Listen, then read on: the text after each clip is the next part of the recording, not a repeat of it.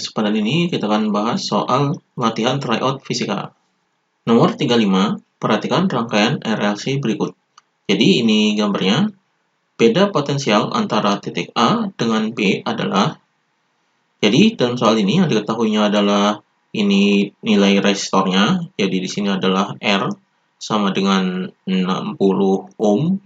Kemudian ini XL ini adalah reaktansi induktif, jadi di sini adalah XL sama dengan 80 ohm.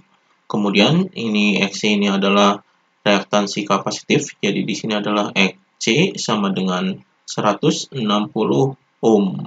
Kemudian ini adalah tegangannya, atau di sini adalah GGL-nya. Jadi di sini epsilon atau di sini adalah tegangannya, yaitu V sama dengan 300 volt. Kemudian yang ditanyakan adalah beda potensial antara titik A dengan B. Titik A dengan B adalah ini. Jadi ini beda potensialnya adalah beda potensial resistor. Atau di sini adalah VR sama dengan berapa. Jadi ini yang ditanyakan. Jadi di sini untuk menghitung tegangan pada resistor ini, kita menggunakan rumus tegangan, yaitu VR sama dengan I dikali dengan R, atau di sini adalah IR-nya. Jadi VR sama dengan IR dikali R. Jadi ini rumusnya untuk menghitung tegangannya. Di sini kita cari terlebih dahulu adalah arusnya atau IR-nya. Jadi IR ini dicari dari tegangan totalnya, yaitu I total sama dengan, karena di sini adalah rangkaiannya seri, maka I total ini sama dengan IR sama dengan IL sama dengan IC. Jadi I total ini adalah arus totalnya. Arus totalnya ini mengalir dari resistor, kemudian ke induktor, kemudian ke kapasitor. Jadi ini nilainya sama. Jadi di sini adalah arus pada resistor sama dengan arus pada induktor dan arus pada kapasitor. Maka kita cari I totalnya. Jadi I total ini rumusnya yaitu sama dengan V dibagi dengan Z. Jadi tegangan dibagi dengan impedansi. Tegangannya di sini adalah ini tegangannya. Kemudian kita cari terlebih dahulu impedansinya. Jadi impedansinya ini rumusnya adalah Z sama dengan akar dari, yaitu R kuadrat ditambah dengan dalam kurung XL dikurangi dengan XC ini dikuadratkan. Maka di sini sama dengan akar dari R-nya ini nilainya adalah ini. Jadi di sini 60 kuadrat ditambah dengan dalam kurung XL-nya adalah ini. Jadi 80, kemudian dikurangi dengan XC-nya adalah ini. Jadi 160 ini dikuadratkan. Maka di sini sama dengan akar dari ini 60 kuadrat adalah 3600, kemudian ditambah dengan ini dalam kurung, karena 80 dikurangi 160 adalah minus 80, ini dikuadratkan. Jadi di sini sama dengan akar dari 3600 ini ditambah 80 kuadrat adalah 6400. Jadi di sini sama dengan akar dari ini 3600 ditambah 6400 adalah 10.000. Jadi akar dari 10.000 adalah sama dengan 100. Jadi impedansinya adalah 100 ohm. Jadi ini impedansinya. Maka I totalnya, arus totalnya ini bisa dihitung, yaitu sama dengan ini V-nya adalah ini. Jadi GGL ini epsilon adalah tegangan, yaitu 300 volt. Jadi di sini adalah 300. Kemudian dibagi dengan Z-nya ini impedansi, yaitu ini. Jadi 100.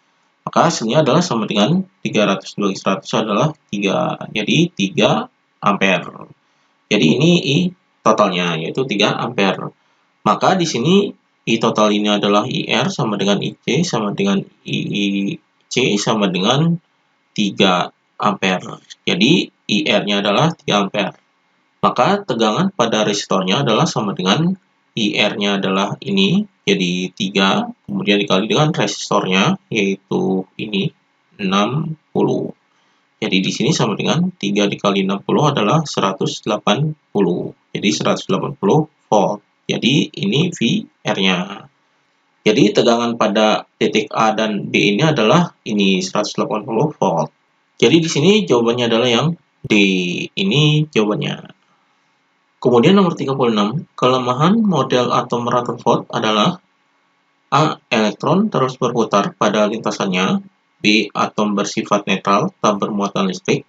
C. Elektron tidak kehilangan energi saat mengelilingi inti atom. D. Tidak sesuai dengan eksperimen hamburan sinar alfa. E. Elektron akan jatuh ke inti karena kehilangan energi. Jadi di antara pilihan jawaban ini, kelemahan model atom Rutherford adalah yang E. Jadi ini kelemahannya yaitu elektron akan jatuh ke inti karena kehilangan energi. Jadi ini jawabannya. Kemudian nomor 37, perhatikan pernyataan berikut. 1. Frekuensi cahaya yang menyinari katoda harus lebih besar dari frekuensi ambang. 2.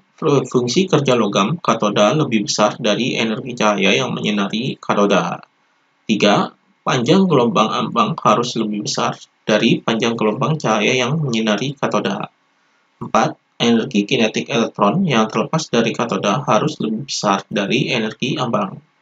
Agar terjadi fotoelektron, maka harus memenuhi. Jadi di sini maksud fotoelektron ini adalah efek fotolistrik. Jadi agar terjadi efek fotolistrik ini, yang pertama adalah, jadi di sini frekuensi cahaya yang menyinari katoda harus lebih besar dari frekuensi ambang. Ini adalah benar.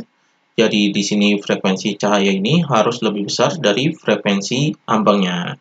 Jadi pernyataan yang pertama adalah benar. Kemudian yang kedua, pernyataannya adalah fungsi kerja logam katoda lebih besar dari energi cahaya yang menyinari katoda. Ini adalah salah. Jadi fungsi kerja logam ini seharusnya lebih kecil. Jadi di sini W0 ini lebih kecil dari energi cahaya.